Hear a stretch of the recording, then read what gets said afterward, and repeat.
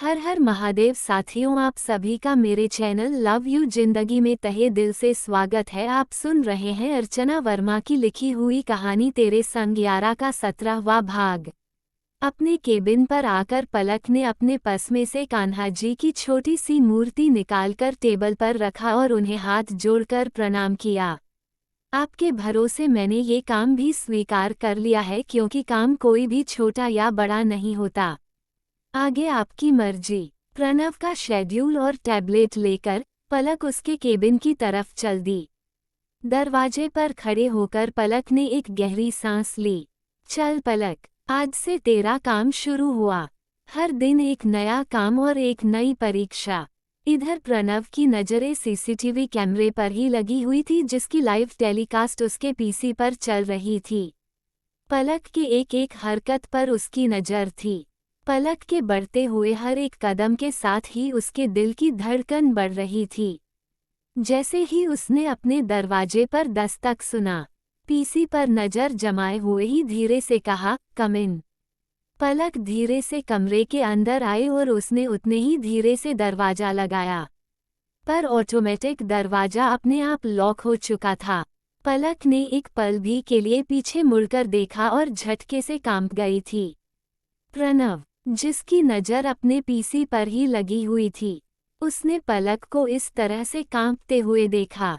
क्या सच है क्या झूठ, कुछ समझ में क्यों नहीं आता है।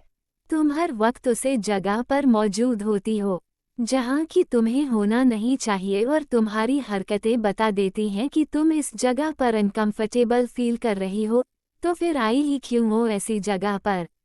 सीसीटीवी की फुटेज उसके पीसी पर चल रही थी, जिसमें पलक का चेहरा साफ साफ दिखाई पड़ रहा था। पलक के चेहरे पर अपनी नज़र जमाए हुए प्रणव अपने मन में सोच रहा था। तभी धीरे धीरे पलक चलती हुई उसके सामने आई।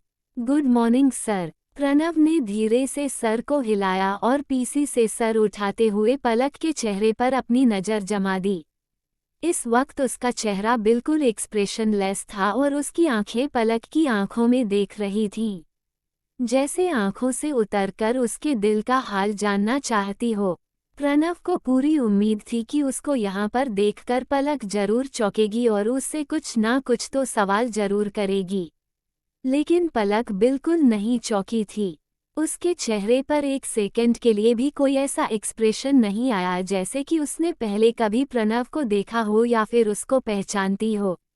बस उसको इस तरह से देखते हुए प्रकार पलक गड़बड़ा गई। My self Palak Singh Rajput, your personal secretary. अपनी फाइल में से अपना अपॉइंटमेंट लेटर प्रणव के सामने करते हुए पलक में धीरे से कहा। प्रणव ने हल्के से अपना सर हिला दिया। उसने पलक के अपॉइंटमेंट लेटर पर अपनी निगाह भी डालनी जरूरी नहीं समझी। उसकी नज़रें अभी तक पलक के चेहरे पर जमी हुई थी और उसके इस तरह से देखने पर पलक गड़बड़ा रही थी। सर, यह आज का आपका शेड्यूल है। पलक एक एक करके उसकी मीटिंग और काम की डिटेल उसे दे रही थी और प्रणव गायब दिमाग से उसकी बातों को सुन रहा था। उस रात जब तुम मेरे कमरे में आई थी, तो मुझे बस यही पता था कि तुम एक एस्कॉर्ट गर्ल हो, और आज जब तुम मेरे सामने खड़ी हो तो मेरी पर्सनल सेक्रेटरी बनकर। दोनों ही प्रोफेशन जिस कॉन्फिडेंस की मांग करते हैं, वो कॉन्फिडेंस तुम्हारे अंदर मुझे क्यों नहीं दिखता। मुझे ऐसा क्यों लगता है कि दोनों ही जगह तुम्हें जबरदस्ती धकेल कर पहुंचाया गया है, या फिर तुम्हारे चेहरे की मासूमियत तुम्हारे दिल के कालेपन को छुपा जाती है। प्रणव का दिल पलक के मासूम चेहरे को देखकर सवाल कर रहा था। सर, प्रणव को ना सुनते हुए देखकर पलक ने टोका। मैं सुन रहा हूँ, आप बोलिए, प्रणव ने कहा। पलक ने एक बार फिर से सब कुछ रिमाइंड कर दिया और शेड्यूल को वहीं पर उसके टेबल पर पेपर वेट से दबा दिया। प्रणव चुपचाप उसकी हर एक हरकत देख रहा था और पलक उसके अगले ऑर्डर के लिए चुपचाप वहीं पर हाथ बांधे खड़ी थी। पिछले 4 साल से मैं इस पल का इंतजार कर रहा हूँ कि तुम कभी मेरे सामने आओ और मैं तुमसे ये पूछ सकूं कि मेरे इतने करीब आने तक की तुम्हारी हकीकत क्या है। और आज जब तुम मेरे इतने करीब हो तो जाने क्यों मेरा मन उसे हकीकत से नजरें चुराकर सिर्फ इस हकीकत को जीना चाहता है जिसमें कि तुम मेरे पास हो। क्यों नहीं चाहता कि उसे रात की परछाई मेरे इस रोशन दिन को बर्बाद कर दे।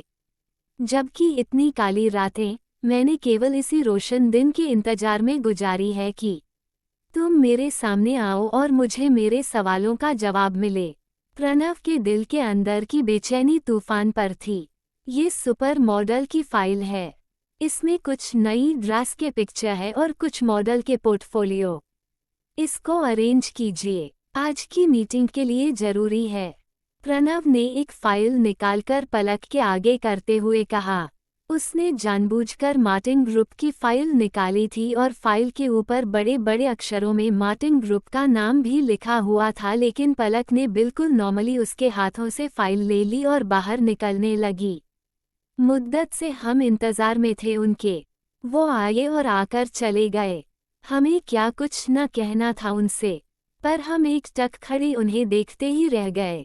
मैंने आपको जाने के लिए नहीं कहा मिस पलक, आप यही सोफे पर बैठकर अपना काम कर सकती हैं, प्रणव ने कहा। पलक में धीरे से हाँ में सर हिला दिया और फाइल लेकर सोफे की तरफ चली गई। उसने फाइल खोला और उसको पढ़कर अपने हिसाब से अरेंज करने लगी। प्रणव एक टक पलक को काम करते हुए देख रहा था। प्रणव का दिल बेचैन होने लगा। उसे अपने सवालों के जवाब चाहिए थे, लेकिन यहाँ पर तो खुद पलक उसके सामने एक सवाल बनकर खड़ी हो गई थी।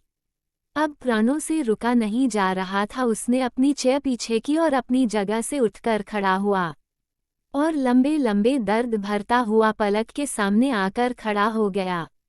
अब क्या करेगा प्रणाम? क्या पलक से अपने सवालों के जवाब सीधे सीधे पूछ लेगा तो फिर पलक का क्या जवाब आएगा? क्या होगा क्या नहीं होगा, जानने के लिए बने रहे अगले भाग तक। तब तक के लिए वीडियो को लाइक और चैनल को सब्सक्राइब करना मत भूलिएगा। खुश रहिए, स्वस्थ रहिए, मस्त रहिए, हंसाते रहिए और यही यूट्यूब पर मिलते हैं जल्दी अगले भाग के साथ। हर हर महादेव।